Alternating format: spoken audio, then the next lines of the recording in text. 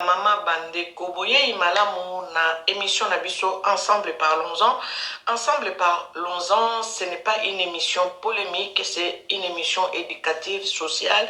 Ezali émission moko ezali kozongi sabiso na kati na nzela kopesa biso boyebi pe bososoli ko mema biso na kati ya makanisi ya koyeba kososola bomoto na biso pe etamboli na biso na kati na se ya moyo oyo. Donc nabino bato boza nano abonné sur notre chaîne Angel Miezi officielle, faites-les, abonnement eza gratuit, bongo keko toucher les sous na ngonga o eza pembeni, bongo ko banda kozwa ka émission na biso tango no sotokotia yango na YouTube. Abonnement eza gratuit, abonne-toi, partage l'émission parce que eza émission moko eza komia biso na boyebi pe bososoli to répéta kango tango nyonso ezali émission polémique té. Voilà, ensemble parlons-en est présenté par votre sœur Angel Miezi. Donc aujourd'hui nous allons parler de l'arrestation de Papa Kimbangu. Pona nini bakanga ki Papa Kimbangu bandeko? Esengeli toyeba pona nini mondele alingaki a kanga Papa Kimbangu? Parce que Papa Kimbangu alingaki kozongisa biso na ebandeli ya mokili ya création. Po ezana ba makambo mosusu oyo biso toyebi te. Tango Papa Kimbangu aye na moto na nzoto ya biso bato ayaki koye alingaki aye bisabino aye bisabiso ebandeli ya mokili yango tolingi tolanda mwa extrait moko ya video oyo nayebaki kotiela bino mbala sima natielaki bino extrait ya video moko mbala sima oyo mundele moko aza koloba makambo oyo ebombana oyo humanité babombela biso pe na koyeba pe kotiela bino verdict oyo bayebaki koprononce tango bakangaki Papa Kimbangu pona nini ba cause moko ya cause oyo bakangelaki Papa Kimbangu na koyeba kaka kopesa place wana na kotia nyonso te po tozana batango ebele te na koyeba kopesa bino cause moko oyo bango bapesaki bakangelaki Papa Kimbangu bongo tokokoba na kati émission na biso tozolanda nano élément oyo bokolimbisa ngai tozo mettre tout en œuvre po ete tobanda kotiela bino vidéo en direct oleke nalakisaka bino boye na téléphone nzambe akopesa makoki nzamba koyeba kopesa biso boyebi pe makoki bobanga te tozokende malembe tolanda élément oyo. Il a dit que les livres d'histoire, l'histoire comme on nous la propose, on nous l'impose, est complètement fausse, que ce sont que des mensonges.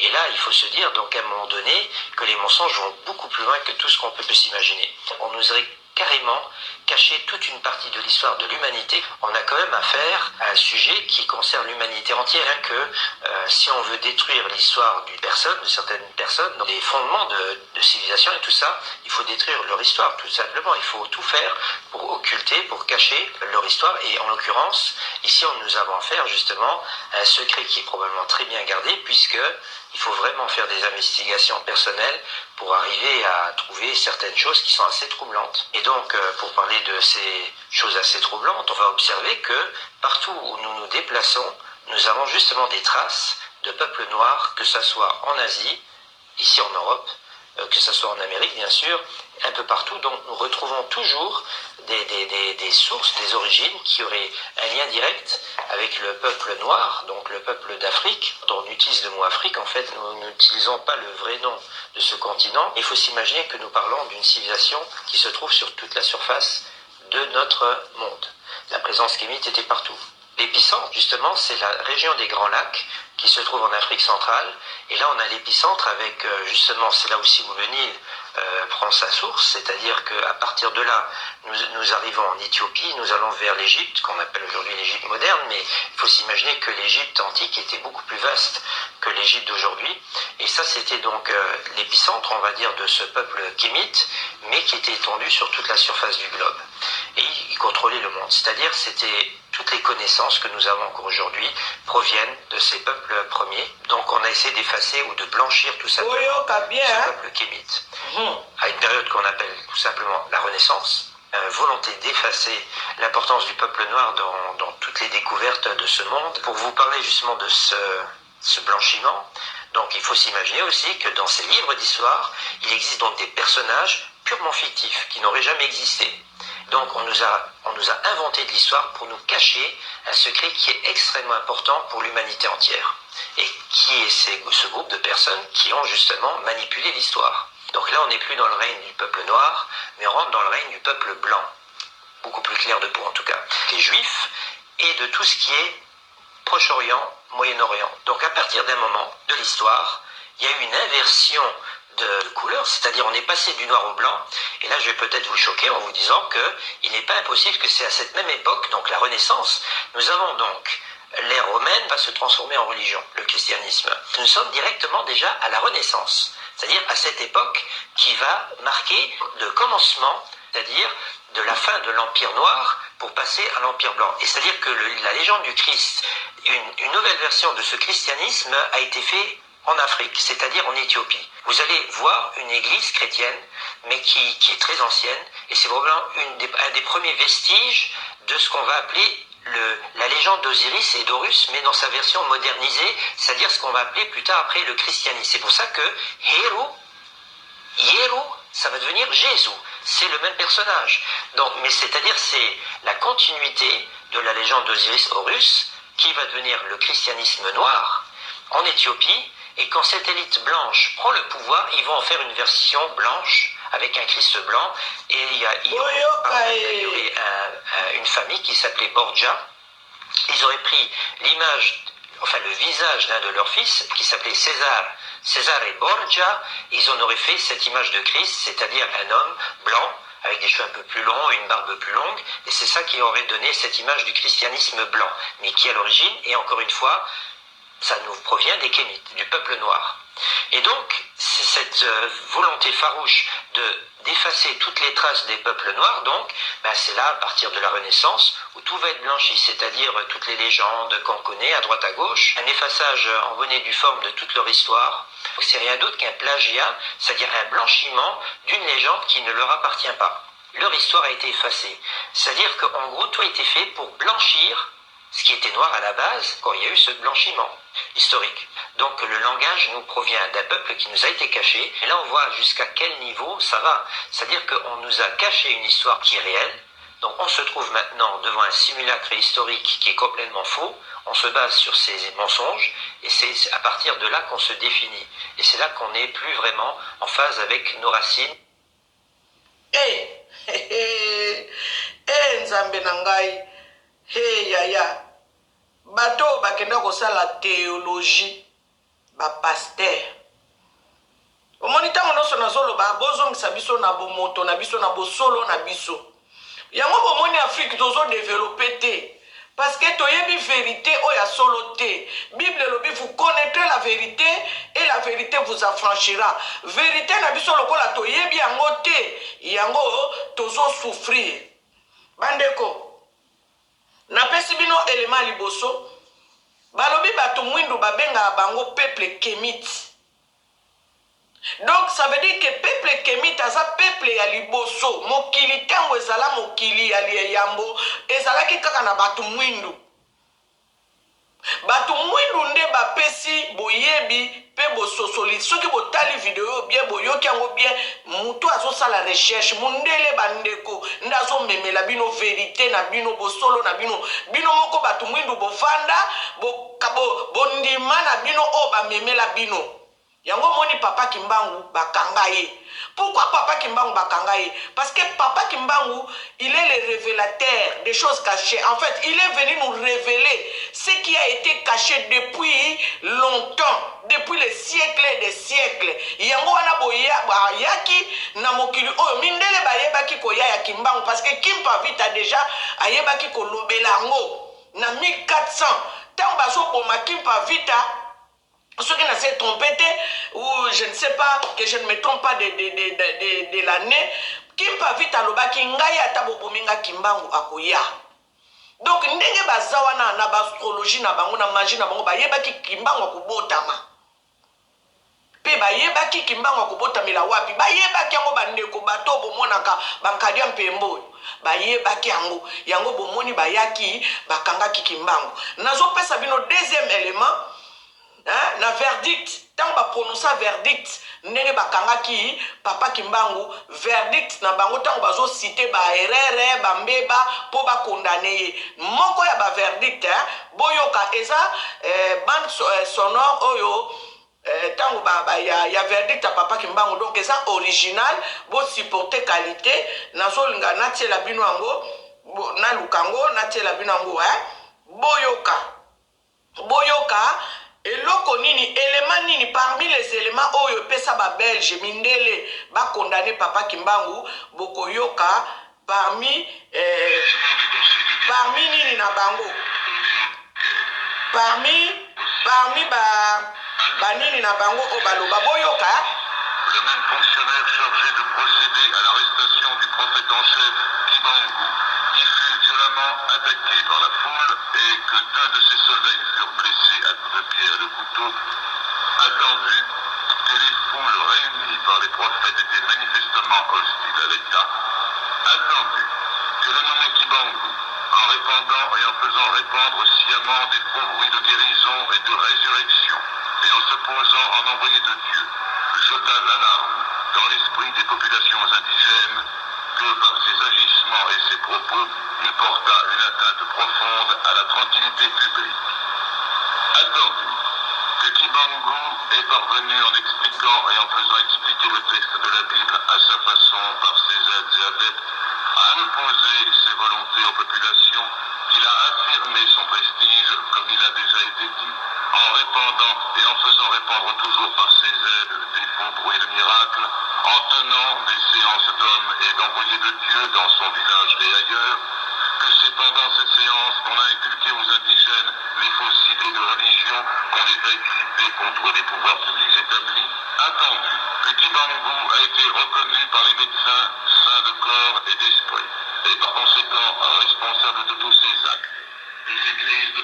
Boyoki, parmi ba cause, oh bango balobaki, bakangelaki papa Kimbangu balobi, Kimbangu expliquer la Bible à sa façon. Nde place wana mayele nanga efongwami. Kimbangu expliquer la Bible à sa façon. Ça veut dire que Kimbangu abandaki ko déchiffrer, abandaki ko dévoiler benigme o ezana kati Bible oyo bango bayaki babongolaki o histoire na biso ndenge zalaki yango bomoni Kimbangu alobaki mutu mwindu akokoma mundele akokoma mutu mwindu. Ça veut dire que ba inversaki en fait histoire na biso bazui histoire na biso ba komisi yango ya bango. Bozo comprendre place nga nazo koma. Balobi Kimbangu expliquer la Bible à sa façon. Ça veut dire que mundele amonaki danger na papa Kimbangu ayebaki ke papa Kimbangu zo ba maramba solo papa Kimbangu zo ba vérité yango bomoni papa Kimbangu banaye koloba botanga ka Bible boko kanga moyibi ne loko yo ayiba bino. Histoire ya Bible eza histoire na bango te bandeko tango mundelo azoloba ke jardin de totoka mundele moko azokoloba jardin de de eza na Afrique siko bisika basalaki jardin mai ezalaki o ezalaki te mai ezalaki bon ndenge nini bango na histoire na bango po na bango mai on dirait biso mai ekitake pa na biso oleke mai eute pa na biso ekite pa na bango. Boso comprendre ba vérité wana nyonso ba pasteur esengeli botanga Bible na ndenge yango elongo bani pe bozala révélé par le Saint-Esprit parce que ba makambo nyonso eza na Bible toyoki tato ndenga lobi ba makambo susu ba créer yango ko créer pona ko effacer histoire na biso bande ko tango ba effacer histoire na bino bokomi lokola ba osma desséché oyo Ézéchiel aloba na 37 Ézéchiel 37 ezolobela makambo ba osma desséché bande ko Afrique na loba mokolo musu nzamba pesinga bosotoli alobi ba osma desséché onga na lobela rabino na Bible ezalaka Afrique tout entière yango wana etikala mikuwa na mikuwa. Bible tangango selon la révélation du Saint-Esprit. Nazotangela bino paragraphe moko boye hein, nazotanga ka livre oyo balobi l'histoire de kimbangisme, nazotanga livre oyo mikolo, nazotanga livre l'histoire du kimbangisme, nazotanga place moko esepelisa kenga place wana. Je vais lire ça et vous allez suivre la suite. Je vais lire, je crois que je vais mettre mes lunettes parce que sans lunettes, c'est un peu difficile pour moi de lire. Je vais lire. Dans le chapitre 35, j'ai pris un paragraphe. Donc ça nous dit ceci. Aux uns comme aux autres, Simon Kimbangu demandait qu'il continue de fréquenter les églises et surtout qu'il mette rigoureusement en application les commandements de Dieu, en particulier celui de l'amour. Les thèmes de prédication étaient surtout un puissant témoignage sur le Christ, le Messie. Kimbangu affirmait avec force qu'il y avait des salis qu'en Jésus-Christ. Bino mutubolo bakimbangiste bazote ya biso Yesu, mais Yesu oba memela biso te, Yesu oya contrefaçon te, Yesu oya ebandeli ya mokili. Yango wana Kimbangu ayaki po a rétablir vérité wana koloba na bino ke Yesu oba présenta bino eza yete, eza Yesu oyo bango baliyaka ko effacer na ba mémoire na biso, oba yaki kolongola na mémoire ba koko na biso nde Yesu oyo Kimbangu azolobela awa. Donc tango bato mosusu balobaka tokotanga Bible wana te po Yesu, c'est vrai bato mosusu baza na raison. Tango bazoloba ke Jésus-Christ azalaki créé, bazolobela Yesu oyo ebandeli te, bazolobela oyo mindele bayela biso pona ko déraciner biso na source na biso na ebandeli ya mokili. Nde yango wana yoka ndenge alobi ndenge balobi. Ça c'est le livre que Papa Diangenda a écrit. Alors, aux uns comme aux autres, Simon Kimbangu demandait qu'il continue de fréquenter les églises et surtout qu'il mette rigoureusement en application les commandements de Dieu, en particulier celui de l'amour. Yango moni na église Kimbangiste balbaka bolingo, mibeko, misala. Les thèmes de prédication étaient surtout un puissant témoignage sur le Christ, le Messie. Kimbangu a affirmé avec force qu'il y avait des salis quand Jésus-Christ, rédempteur universel de l'humanité. Il demandait aux gens d'avoir une vie morale strictement chrétienne et renoncer à la violence, à la polygamie, aux fétiches, aux danses, à l'adultère sous toutes ses formes, au tabac, à l'alcool.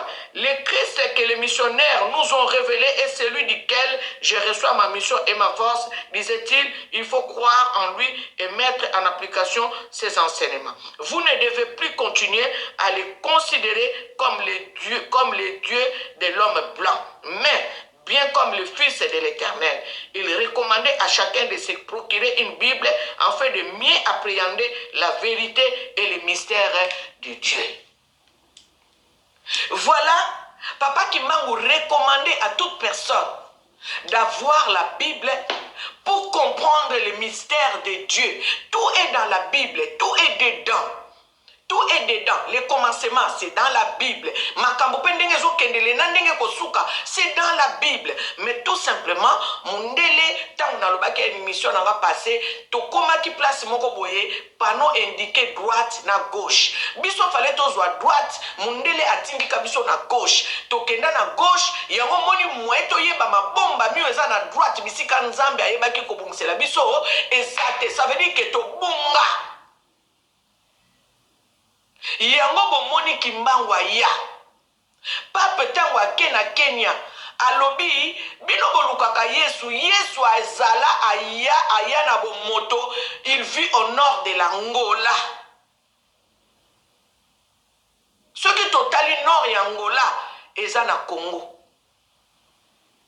Il vit au nord de l'Angola. Ça veut dire que Christ aya yango bomoni pape banga ba assassiné parce que akomaki pe ngana lobaka azalaki oppressé par le Saint-Esprit. Donc balobaki na ifwa lobaka likamona peut-être ayebaki kutuma mazo lobate malobi kaka abimisi secret pour na Vatican bazana ba makambo ba bomba kuna ya kosakana te. Ba yebi na bango mais moyen baloba yango eza te parce que soki balobi yango église na bango ekosekule. Papa Kimbangu alobaka ayebisaka bango. Papa Kimbangu azwa mabele na mboka Kinshasa tango ba Belge baye bazo faire souffrir ye.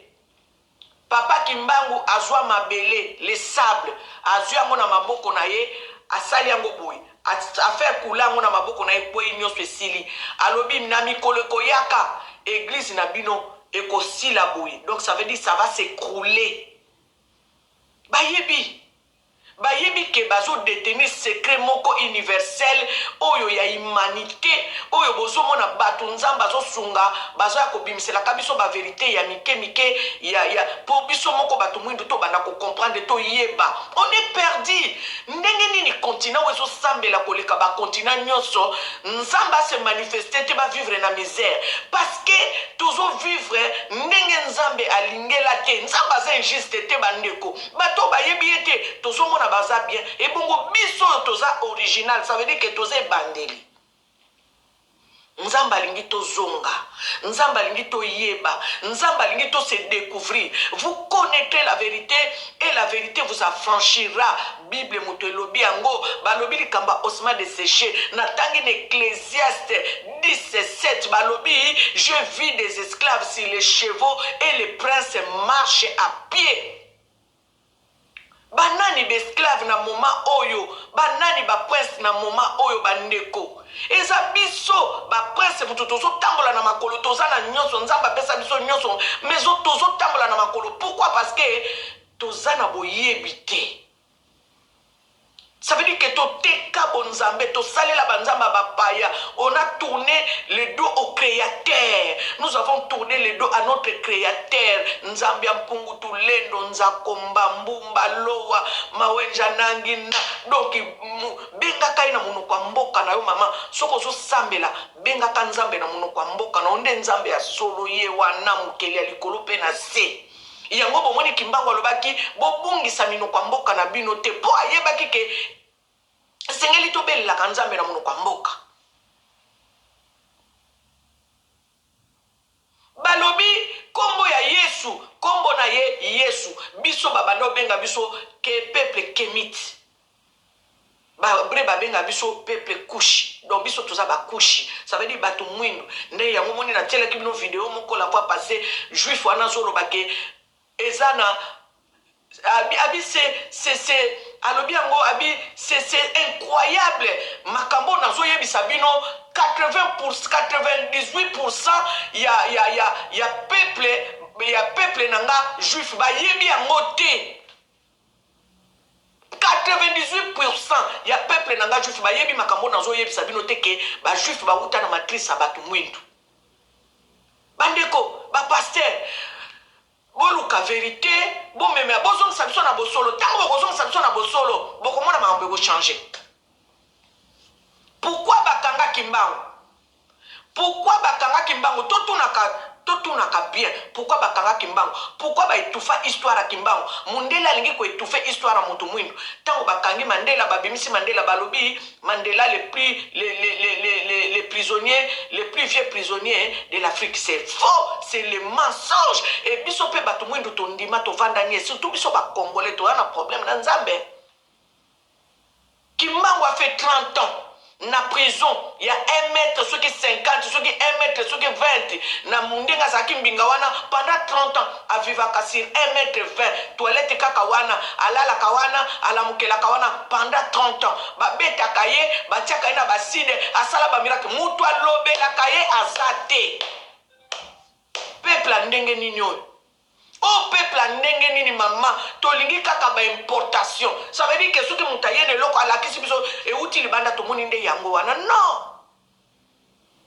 Kimbangu a souffert pour nous Africains parce que tango aye azolobe la cause ya biso bato mwindu yango bomoni balobaki soki to kangi ete bato bakofungwa mamisu. Kimbangu abandaki kozongisa biso na création na ebandeli tango abandi kosala ba miracle tango abandi kosekwisa bato mindele balobi soki to tiki mutoyo biso toza sous na place. Bandeko ezali émission moko oyo ezopesa biso boyebi donc mikolo oyo ndeko nanga nazotanga livre oyo pona yeba ko comprendre quand même l'histoire du kimbangisme yo moto zalaka peut-être olinga makamba kimbangisme te makamba kimbangu te bato musuku to bayebi kiye papa kimbangu te bayebi te bomonika ndenge baya kotanga tangisa biso pe na classe toyebi bakoko na biso te toyebi ancêtre na biso te toyebi ebandeli na biso te toyebi histoire na biso te c'est très dangereux yango bomoni mundelo ya lobi bayaki kolongola biso so badéraciner biso na histoire na biso e mutu moko asalila yango susi te mutu nyonso azoteya na kati église na ye azoteya kaka makambo oyo bible bayeli biso me teya bible na ndenge oyeba histoire na yo mutu mwindu bandeko nde place wana yo kozwa lobiko bomoni ntango peuple arabe a s'épanouir mpo balingaki bayeba histoire ya Mahomet. Ça je vais vous le dire, balingaki bayeba histoire ya Mahomet abanda ndenge nini esala ndenge nini ezongisaka ndenge nini ntango babondelaka bazwaka Mahomet bazobelela Mahomet baza bapauvre bazosouffrir bazwaka prophète na bango nzambe akitisela bango batia ye liboso okokende na zi ndenge moko bazwa buda na bango tobengi bango tozobenga bango banzambe biso ba chrétien tobenga banzambe bikeko. Attention, nzambe atinda mutu na mutu ange moko na continent moko po basala musala na ye.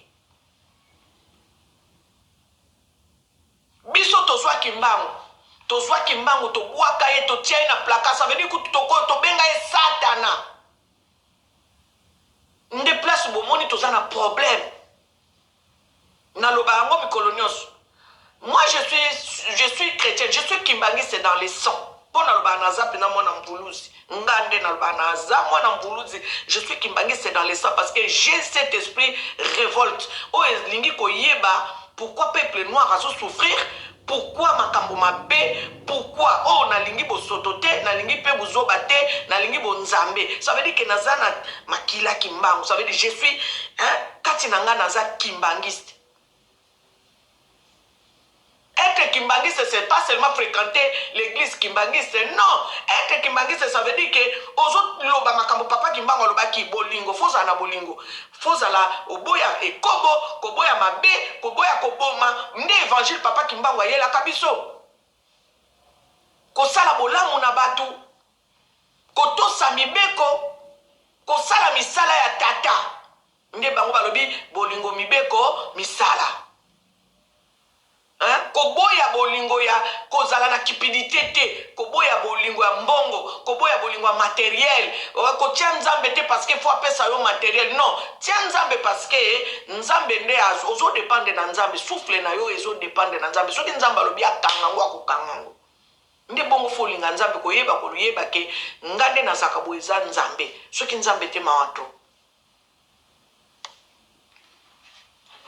Pona nini bakanga kimbangu? Bakanga kimbangu parce que kimbangu alobaki mutu mwindu akokoma mundele akokoma mutu mwindu. Boyoki verdict na teli bino verdict sonore. Oyo tango bakanga eza original batindele ngango. Tango bakanga ki papa kimbangu makambo oyo balobaki pona ye ndenge bakangaki ye balobi aza ko se prétendre kozala mosali motindami ya nzambe pe aza kotanga Bible na ndenge na ye. Oui, aza kotanga na Bible na ndenge na ye parce que kimbangu ayebaki ke Bible o bayela ki biso eza na mensonge yango bandaki ko pesa biso vérité, ça veut dire ko zongisa biso bisiko biso tobungisa kama yele bisiko batikaka biso mikuwa oyo batuni Ezekiel balobi est-ce que zo croire que mikuwa oyo ko vivre lisusu Ezekiel ayanoli le Seigneur tu le sais. Ndeki mbangu miso ayela kibiso koloba na biso botala boza mikuwa batika bino polele batika bino vide batika balongola bino mayele balongola bino bomoto na bino balongola histoire na bino, ça veut dire que bomi yebite botika la mikuwa yango naza koyebisa bino botanga ka Bible bokokanga moyibi ne lokoyo ayiba bino boyeba ebandeli tango ebandeli eza na Afrique, ça veut dire que yo muto ozanani Yo mutu mwindo sanani. Quand Dieu a dit créons l'homme à notre image, à notre ressemblance, toi l'homme est noir, tu es qui? Oyo ba komisa o mutu asuka. Bomoni ba lobi biso est-ce que biso mutu lobi yango? Biso mutu lobi yango te. Anta Diouf abandaki ko lobango Savant au Sénégalais abandaki akufa wana. Tango Anta Diouf abandaki ko loba makambo wana ba monaka ye mutu liboma. Ba lobi azo déliré. Check Anta Diouf. Nde siko ba komi ko comprendre que azalaka na raison pour na ko retracer histoire na biso koloba ete moto mwindu aza ebandeli moto mwindu azala partout dans le monde moto mwindu muto aboti mundele babenga Check Anta Diouf mundele liboma amayele wana zoela kyango api na ba recherche et puis associé le Dieu créateur de ces et la terre. Balobi azala mayele natangaki histoire na ye balobi azala mayele bande école primaire ti na nenga sisa ba université. C'était un homme brillant, zaki savant. Donc abandaki ko comprendre ba makamususo bato musu bazo comprendre te. Bandeko, pona nini na tango akala babandaki ko tangisa ba papa na ba mama na biso kaka basuki na école primaire na 4e. Pona bango ba belge balingaki kaka bayeba kokoma, bayeba kotanga esuki wana. Oh ba mema bango na bétide supérieure ba mema bango na niveau moko na bango ezalate pourquoi c'est parce que balingaki otikala na C yo prince okomi na C obongisi déjà histoire na yo bisika oyo roi Ndinga Kufu ayaki koteka bonzambe na biso tango ya ndimaki banzamba bapaya bien aimé Bible ezolobela biso yango. Le royaume Congo était organisé, l'empire Congo était organisé. Tango sikoyo ba ye kune pa na biso ba portugais ba coaché pa na biso ba tindaki bango na Vatican ba ya ko sala mission na bango tango ba sali mission na bango ba koki kokota na empire na biso ba diviser empire ba kotseli biso arme à feu nde yango bomoni bato mwindu ba komaki assujetti na puissance moko o bango ba yeba kite pa parce que bango ba yeba kika nzambe ba yeba kika bolingo tango akala bato na bato akala na biso ba bana ko vivre longtemps. Pona nini bato bakano ko vivre sous longtemps te pourquoi parce que to pesa ki nzambe mu Congo. Est-ce que biso tozaki na biso bakoko na biso bayeba ki Doliprane? Est-ce que bakoko na biso bayeba ki perfusion? Bakoko na biso bayeba ki tonga? Bakoko na biso basalela ba plante nzambe apesa ki bango na mayele wana ya kosalela ba plante nde babandaki ka kobika. Bomoni siko mundele aye alongoli biso culture wana alongoli biso notre façon de vivre amemeli biso façon de vivre na bango. Nde place to bunga bandeko nde place to koma ko dépendre sikoyo na makambo bango bayela biso na ba religion na bango na makambo na bango na moyen de faire na moyen na bango ya ko vivre biso pe to kota na makambo wana. Tellement que ça fait des années, ceux qui combien d'années, ceux qui 500 ans, ceux qui combien d'années, Tokunga. Il est temps, hein? Tomi Yeba, bandeko, nazolo, babikolonoso, pasteur, s'il vous plaît, pardon, mingi, tant que Tomi Yebite, et que ça rabiso passi, africain, et joabo somi. Et vous allez passer. Parce que eloko mundela lingai ko installer ya mwana ça veut dire ko bungisa biso ko longola biso na histoire ko longola biso na nzela ko bungisa biso identité na biso tomi yebite donc toza ko vivre neti ba ordinateur moko boye ba yebi ko longola ba bengi yango nini disque dur oya ebandeli ba tie disque dur mususu oyo biso to yebite to yebi ko contrôler te ndenge to koma ko vivre ba africain. Bien aimé, papa Kimbango bakanga qui est Pascal Ngaki komema biso dans la vérité, la première vérité dans les bandeli. Papa Kimbango mema biso ne bandeli. Yango bomoni bakanga papa Kimbango parce que comment ki koloba makambo yo bakoko na biso babungi saka makambo yo bapara na biso bayeba kite mukolo mosusu papa Kimbango bavanda na baboti na ye bazo tinda ye. Allez, ayebisi ba parents na yeboy. Alobi bino boyebi te ke avant bino bobota mangana zala déjà. Pour moi na wana babana tellement ba noko tinda ya zo boya bitinda te ba camarade papa ne balobi papa kuyela ozana mwana penza ya mayele en tout cas mwana botosi Kimbango alobi papa oyebi ke avant bino bozalanga n'exista déjà. Oh Yesu nzambe na lola nzambe na bikamwa Yesu na ngai yokela biso mawa. Ne cherchez pas Jésus-Christ. Jésus, il vit et il vit, il est déjà né, il est né et il vit au nord de l'Angola, a dit le pape Jean-Paul II. Tango akendaka Kenya, alobi na bango ba Afrique bozoluka Yesu. Yesu asi aya, Yesu asi abotama, azo vivre na Afrique na nord ya Angola. Papa komaki oppressé yango bomoni banga ba assassiné ye. Parce que Vatican bomba makambo il y a des choses qui se passent là-bas. Tant nazo mona makambo zo le kanapanga na Vatican, tant nazo yoka na magazine moko batindelinga film moko batindelinga makambo le kana Vatican. Il y a kotiaka ba sizemi entre ta bango balobaki ekobo eza mabe kolongola bazemi eza mabe bango moko balongola saka ba ser bazemi kuna na Vatican. Ba pesa ka ba ser bazemi kuna na Vatican. Sikota bango moko kutu bazo sala ngo. Bozela na koma penza stable na kotiela kabino ba video yango na teli bino na ebitiso na ko lancer video yango lokola eza video ya bato.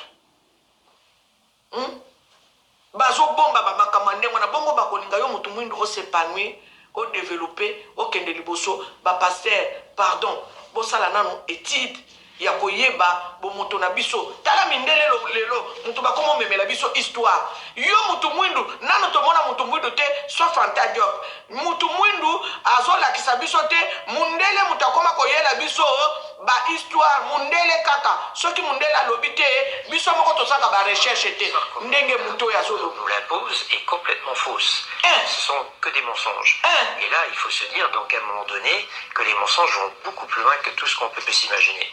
Vous avez carrément caché toute une partie de l'histoire de l'humanité qui a quand même à faire. Kaka mundele nzamba zokozwa kaka mundele ango po abanda ko rétablir vérité.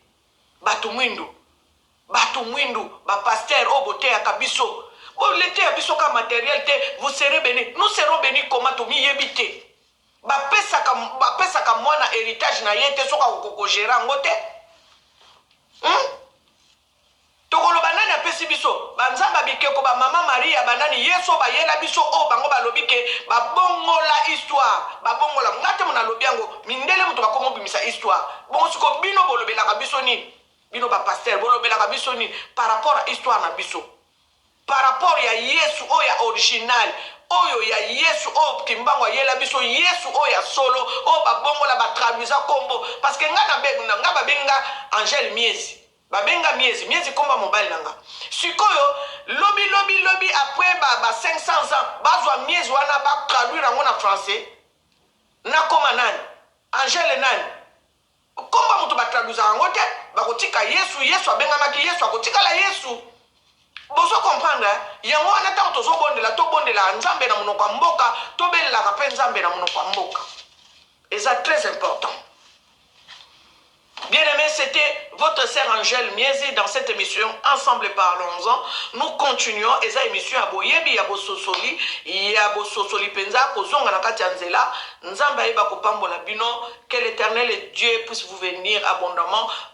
Abonnez-vous, partagez l'émission. Voilà, tout ça la Moussala Yanzambe Moukeli, soyez bénis abondamment.